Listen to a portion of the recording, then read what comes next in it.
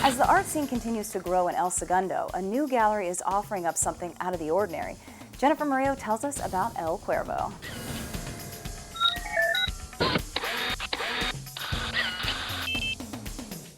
If you're into artwork but you like something that's a little bit edgier, well, we've got the spot for you. Welcome to El Cuervo.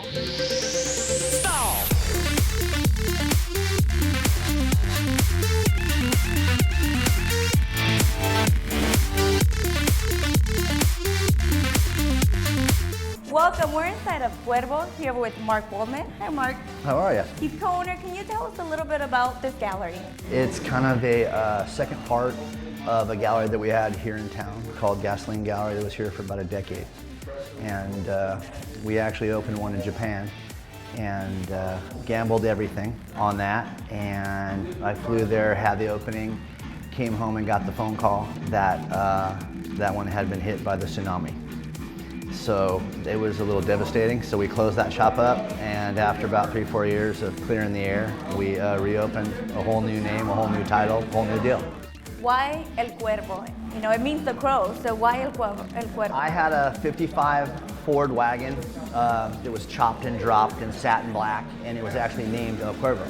It was kind You named it that? Yeah, it was kind of a mischievous, troublemaking car, you know, so that was the title, and Ralph and I had bounced back and forth different names, and it seemed like a fun one, you know, something different. Can you tell us a little bit about the artwork here? It's a little edgy, a little different than your normal gallery. The focus was to keep it more on just lowbrow, kind of the opposite of what you would get in a stuffy wine and cheese type gallery that you need some type of degree to understand. There isn't a deep philosophical meaning that you have to dig for in a lot of this work. It's right there for you to see. We handpick everything we put in here. Nothing is in here by mistake or because it's popular. It's just stuff that's really cool and that we find cool. And I noticed earlier he talked about it's not your wine and cheese kind of spot. No. I noticed people walking around with beer. Yeah, this is definitely a beer joint. It's art that everyone can afford. You don't have to be a wine connoisseur to walk into this gallery. You can be an everyday person. And that's our main thing, Our patrons, they like beer as much as they like wine, or tequila, so.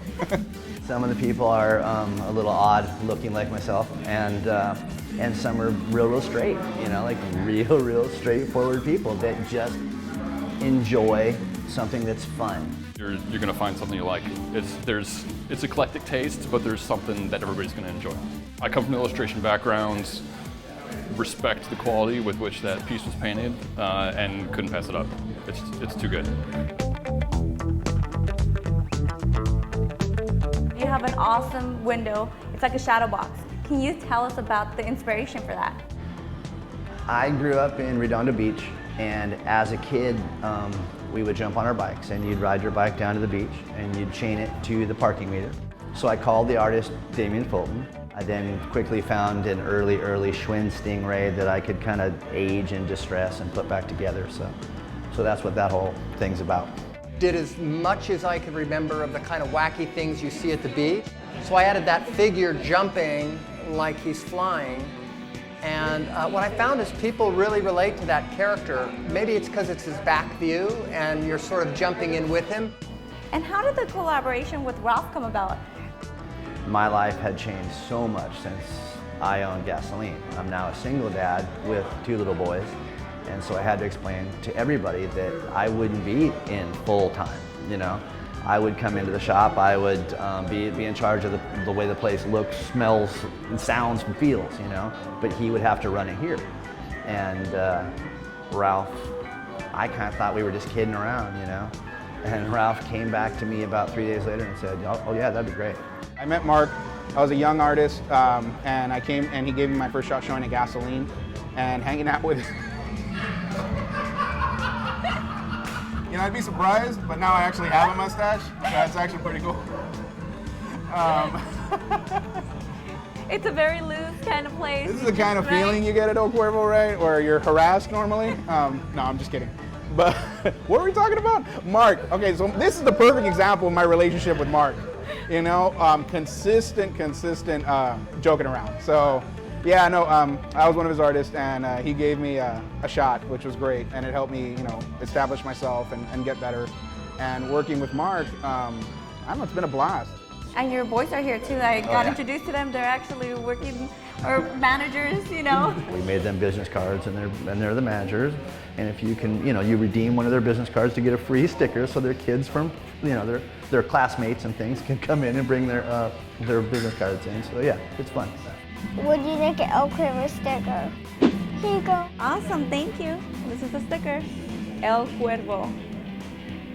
The boys are the biggest help for me, in particular during shows. They are like at my hand. I mean, they're like my right hand. They're helping me with everything. I couldn't run the shop without them.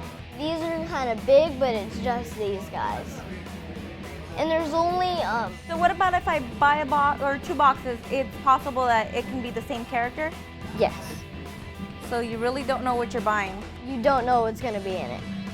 All our toys are art-based toys. All our t-shirts are designed by our artists. Every piece of merchandise we have is either nostalgic or hearkening to a certain style. It's a large variety of artists, and the work varies. If you enjoy what we're doing and you can't afford a $300, $400, $500, $600 painting, you can go in here and you can buy a print. If you can't afford the print, then there's an entire apparel line with the same images, with the same, designed by the same artist. So idea being that pretty much anybody can come in here and afford something. Who are the artists that are here on display? This is a bunch of different people. This is probably about 50 different artists, some of which showed with us previously, and everybody else is new, but they knew me from the art world. So they jumped on board, and it's a mixture of everybody. It can be a comic book artist who did it, an illustrator, a tattoo artist, or it can be a fine art painter, a guy who works only in oils, or it can be someone who does strictly wood burning. The only real requirement was just small works. So everything had to be under 16 by 16 inches. And I try to avoid the theme shows. If the collector is not into what that theme is, they won't come in, So this is just these artists doing what they do best. It's not exactly pretty pictures, but what it does is it kind of shows a side of El Segundo that is full of life and has kind of a blue-collar working man's ethic. All this sort of creativity that's coming into town is really exciting. Where do you see this gallery going? I'd like to kind of finish off where Gasoline closed, We'll open more branches. We have our eyes on other locations here in town as well to kind of spread out. And we'll just keep growing bigger and bigger. For El Segundo TV, I'm Jennifer Murillo.